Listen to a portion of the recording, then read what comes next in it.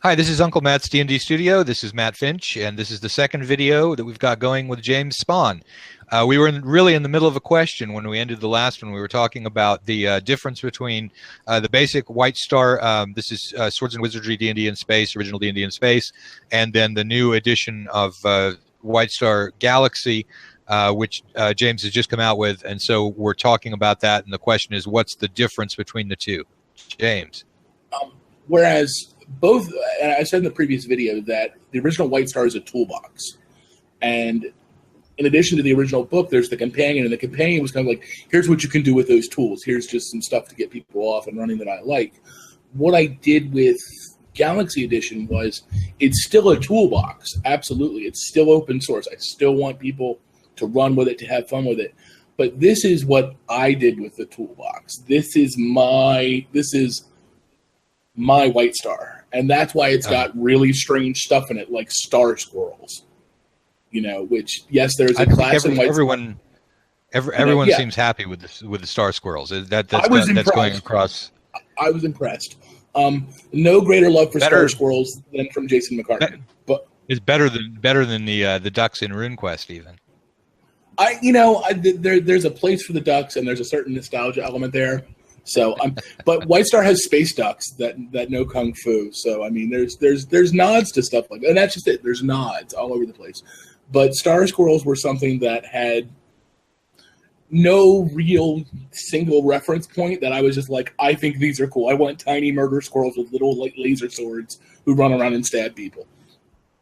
So I did it because I can, and so can anybody else with White Star. That's the point. It's, do what you want. David Oakham put out a book that's Sailor Moon using White Star. I never would have thought of that, and that to this day blows my mind. Galaxy Edition is more so than the original a complete game. It also has material in it that's previously unpublished. I included a complete set of rules for doing mecha, including custom mechs, mech combat, transforming mecha. I expanded the list of supernatural powers for certain classes. I expanded the monster list. I cleaned up and updated some of the rules that needed clarification or I felt didn't quite work. I included a few optional rules to give it a more pulpy feel, because one of the common complaints I got about White Star was that it's not science fiction, it's science pulp. And to me, that's not a complaint because I prefer science pulp to science fiction. So, no, there are no hard and fast rules for how fast or the light drives work because they run at the speed of plot. They run at whatever you need them to. It's sci-fi magic. So now moving on from White Star, since you mentioned magic, one more topic. Hobbits are your favorite. Talk about hobbits. Just because I can throw that. Let me start with the genealogy. Would you like me to start with the greatest hobbits in history? Would you like me to start with the various inns and bars around the Shire? I mean, let's. Who are the greatest hobbits in history? The greatest hobbit in history ever is Samwise Gardner. Samwise Gardner began life as Samwise Gamgee, as portrayed in Lord of the Rings, and basically he was Frodo's manservant, who followed him around, picked him up when he fell. We know this. Who's the second most? Second most famous? Bulwer Took, I would say, or you could argue that I want to say Marco and Blanco Fallowhide could arguably also be famous. They founded the Shire.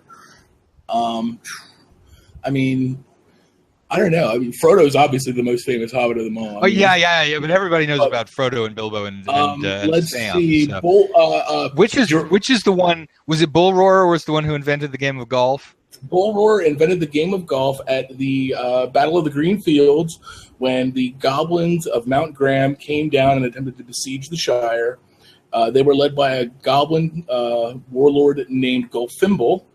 And Bull Roar, who was such a large hobbit, he could ride a horse instead of a pony, charged at Gulfimble with a club in his hand and hit him, knocked his head clean off, and it landed in a rabbit hole, and he won the battle and invented the game of golf right at the same time because Bull Roar. So there you go.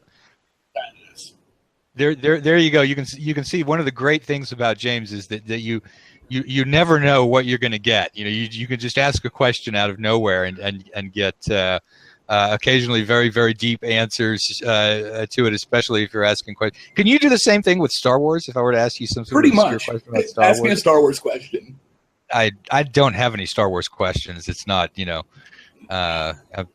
of more of, that. Oh, no. I mean, it's got its place. This is not my thing. I don't know. I mean, Star Wars lore, like my wife and I, one of the great passions of our relationship is debating the ethics and politics of the Jedi Order as it existed in the Republic. Okay. Well, that's a good one. So that's just like we will launch into that as passionately as people will launch into real world politics. But yeah, I mean, I could do the same thing with Star Wars. When I was in college, I did a persuasive speech on why people should join the Rebel Alliance after the destruction of Alderaan. And apparently I was so passionate, a woman in the class, an elderly woman, said, "Did that really happen?" And I said, "No, ma'am, that was from the movie." All right, awesome. So with that, we're going to go ahead and cut it off. This is Uncle Matt's D&D Studio.